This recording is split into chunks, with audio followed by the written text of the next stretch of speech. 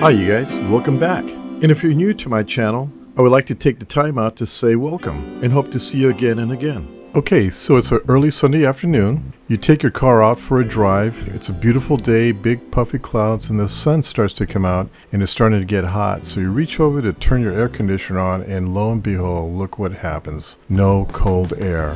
Now what are you going to do? Most of the time, but not all the time, it could be your Freon is low. 9 times out of 10, that could possibly be your problem. You don't need any fancy gauges like this to do it. All you need to do is to go to Walmart or your auto parts store and pick up one of these recharging kits with a gauge. Well, let me show you how it's done. It's super easy and it doesn't cost that much. Okay, let's get to work. The first thing we're going to do is we're going to pop the hood and we're going to walk over to the passenger side. What you're going to do is you're going to look at the low side of the system, and how you know that is by looking at the cap that's on a big thick aluminum tube. 9 times out of 10 it's going to have a blue cap. In almost all cars it's hard to get the connection wrong because the hose that comes with the kit connects like a nozzle on a bicycle pump. It's a coupler.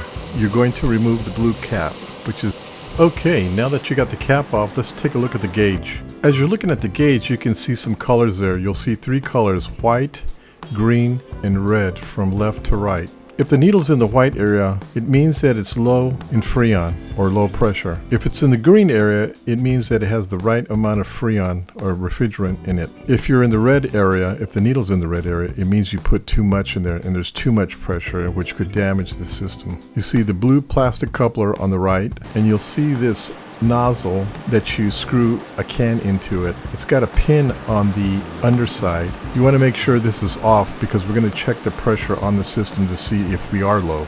How do you know it's off? All you have to do is just turn it clockwise until it stops. Don't turn it down too tight.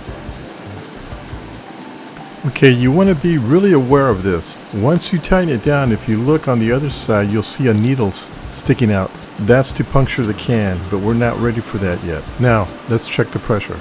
Okay, you should have your car on. It should be running for about 5 minutes, maybe 10 minutes at the most, just to get everything warmed up and pressured up like it should be. And you should have your air conditioner on maximum, so the air conditioner is on full blast. Okay, so let's put on the coupler. All you have to do is push down and pull the coupler up and it should connect. It's just like putting air in a bicycle. Once you've secured the coupler, you can look at the gauge now and you can see how much pressure you have. And you can see here I'm in the white area, which means I need more refrigerant. Okay, now we're going to add our refrigerant. The type of refrigerant or Freon you're going to use is called 134A. 134A. Okay, remember I said to turn it clockwise to check pressure? Now we're going to screw in the can of 134, but before we do that, we have to turn the handle on the gauge counterclockwise. Then we can screw on our 134A. If you don't do that, and as you're screwing it in, it'll puncture and you'll get Freon all over you and it'll burn your hands because it's so cold. So remember, back it off. Once you back it off, screw the can in. You can now see the needle doesn't protrude out. When you screw the can in, you don't have to put it too tight. Put it snug, but don't put it too tight. Now let's connect back the coupler. Before you screw the can in, shake the can really good.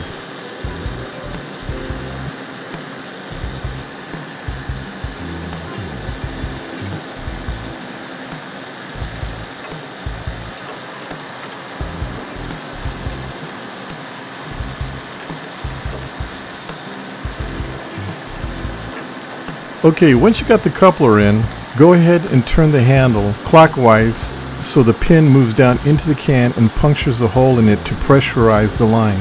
As you're turning it, you'll feel that it's pressurized. While it's pressurizing, shake the can and turn it upside down if you can. Once you got the coupler connected, we're going to go ahead and recharge the system now. What you're going to do is you're going to turn the handle counterclockwise very slowly and watch the gauge. Keep the gauge in the green area. Once it starts to get in the red area, back it off immediately. You can see how the needle's rising slowly. Just keep watching it. As the pressure is pressurizing, the system will depressurize itself. You'll see the needle go down a little bit. That's okay. Just fill it until it's in the highest point of the green area. Do not, I said, do not go in the red area. You'll destroy your system. Looks like I'm going to need another can. These cans cost anywhere from $8 to $15 depending on what brand you buy.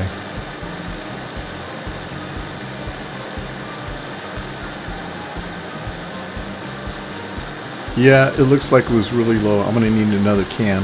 Anyway, once it's reached this level, turn the handle clockwise to shut off the pressure. Then you can disconnect the unit. And voila, you're done.